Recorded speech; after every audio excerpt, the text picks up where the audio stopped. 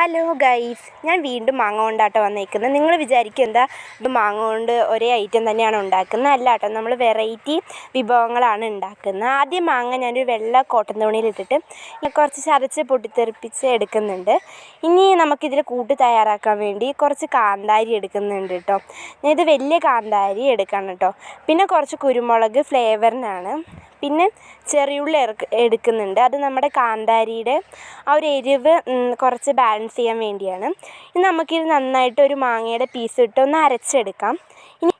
ഇനി ഇതിലേക്ക് ഞാൻ കുറച്ച് ഉപ്പും പിന്നെ പുളിക്ക് വേണ്ടി നിങ്ങൾക്ക് ഇഷ്ടമുള്ളത് ചേർക്കാം. ഞാൻ ആ പൊട്ടിത്തെറിച്ച് ഇതാക്കി എടുത്ത മാങ്ങയിലേക്ക് ഇത് നന്നായിട്ട് തേച്ച് കൊടുക്കണം. നമുക്കിതൊന്ന് കഴിച്ച് നോക്കാം.